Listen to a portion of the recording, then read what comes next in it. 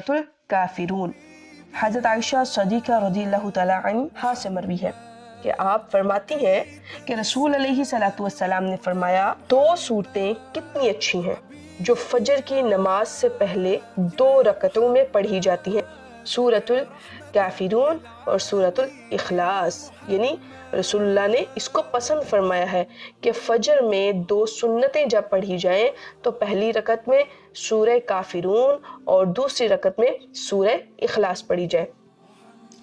इसे इब्ने हिशाम रहमतुल्लाह अलैह ने भी रिवायत किया है और एक रिवायत फरवा बिन नौफल बिन मुआविया से मरवी है। वो अपने बाप से रिवायत करते हैं, इन्होंने अर्ज़ की, या रसूलुल्लाह सल्लल्लाहु अलैहि वसल्लम, मुझे कोई ऐसी चीज़ सिखा दें जिसे मैं बिस्तर पर लेटते हुए पढ़ा करूं। तो हुजूर अलैहिस्सलातु वस्सलाम ने फरमाया, सूरा या अय्युहल काफिरून पढ़ा करो, क्योंकि ये शिर्क से बरात का इजहार है। इसे इमाम तिरमिज़ी रहमतुल्लाह अलैह, इमाम अबू दाऊद और दारमी रहमहुल्लाह ताला सब ने रिवायत किया है। एक और हदीस मुबारक है हज़रत जुबैर बिन मुतअम रज़ियल्लाहु ताला अन्हु से। आप फरमाते हैं कि रसूल अल्लाह सल्लल्लाहु अलैहि वसल्लम ने फरमाया, ए जुबैर, क्या तू ये पसंद करता है जब तू सफ़र पर निकले तो लोगों से हैसियत में सबसे आला और सबसे ज़्यादा ज़ादे राह वाला हो? तो मैंने अर्ज़ की, मेरे माँ बाप आप पर कुर्बान हूँ, मैं इसे पसंद करता हूँ। तो आप सल्लल्लाहु अलैहि वसल्लम ने फरमाया, इन 5 सूरतों को पढ़ा करो, कुल या अय्युहल काफिरून, इज़ा जाअ नस्रुल्लाहि वल फत्ह, कुल हुवल्लाहु अहद, कुल अऊज़ु बिरब्बिल फलक और कुल अऊज़ु बिरब्बिन नास।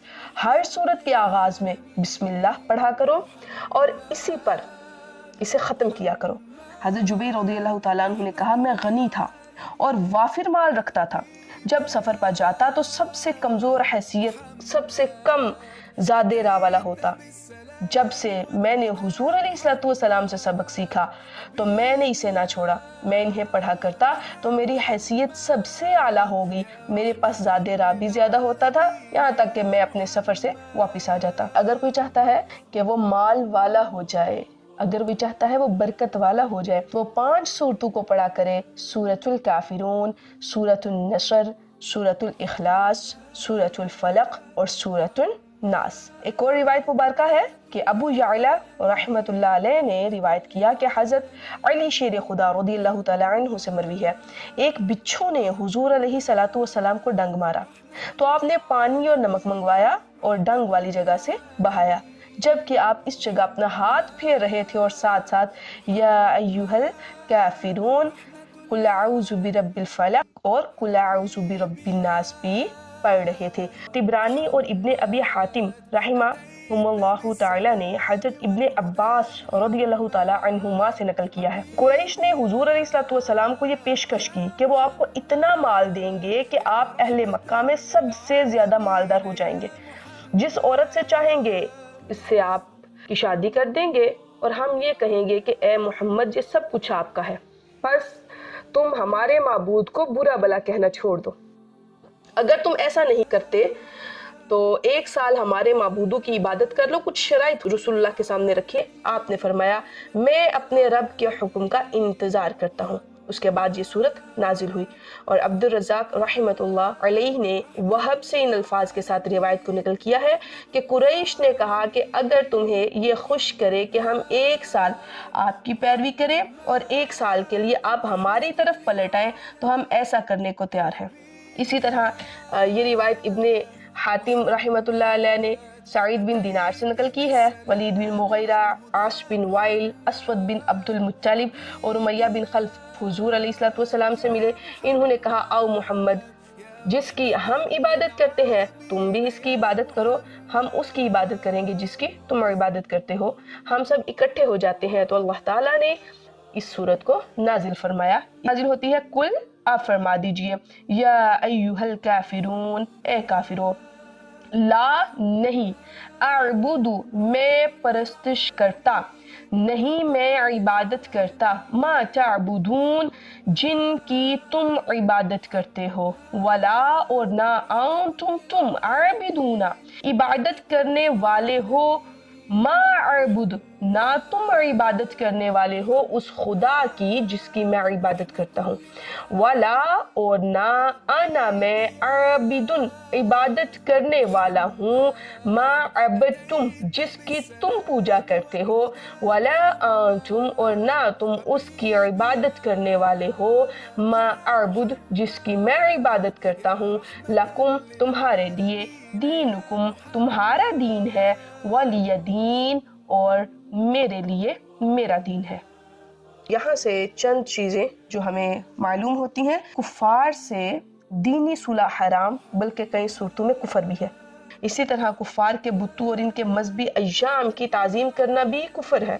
ان کے جو ایام آتے ہیں ان دنوں کی تعظیم کرنا بھی تو ہمارے معاشرے میں ایک ٹرینڈ چل گیا نا، چلے عیسائی ہے تو اس کے ساتھ بھی کیک کاٹ رہے ہیں، سکھ ہے تو اس کے ساتھ بھی کیک کاٹ رہے ہیں، تو لیکن جو کفار کے بتوں یا ان کے مذہبی ایام کو قابل تعظیم سمجھتے ہوئے ان کی تعظیم کرنا کفر ہے۔ مومن کے دل میں کفار کی ہیبت نہیں ہونی چاہیے، کفار کا رعب یا ڈر نہیں ہونا چاہیے۔ جو مومن ہوتا ہے وہ اللہ کے سوا کسی سے نہیں ڈرتا۔ یہاں سے یہ بھی ہمارے سامنے وہ آتا ہے کہ کافر کو بوقت ضرورت موقع محل کی مناسبت سے کافر کہنا درست ہے، بلکہ اسلوب قرآنی کے موافق بھی ہے۔ جو کافر ہیں وہ کافر ہی رہیں گے، ان کے لیے آپ اچھے القابات استعمال نہیں کر سکتے، یا یہ نہیں کہہ سکتے کہ معاذ اللہ استغفر اللہ یہ ہمارے بھائی ہیں۔ اس کے بعد ولا انا عابد ما عبدتم، اس سے چند باتیں ہمیں یہ بھی معلوم ہوتی ہیں، انسان دنیوی معاملات میں نرم ہو مگر دین میں انتہائی مضبوط ہو۔ اسی طرح ہیومن رائٹس کی جب بات کی جاتی ہے تو حقوق مانگے جاتے ہیں، فرائض کی بات کیوں نہیں کی جاتی؟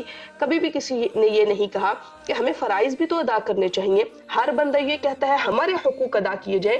کبھی کسی نے یہ بھی سوچا ہے کہ آپ کے حقوق ہیں لیکن ان حقوق کے ساتھ آپ کے کچھ فرائض بھی ہیں، فرائض کو بالکل اگنور کر دیا اور حقوق پہ بات آ گئی، یعنی یہ بتانے کی کوشش کی کہ ہم بڑے مظلوم ہیں اور ہم اس طرح ہیں، حالانکہ ایسا نہیں ہے۔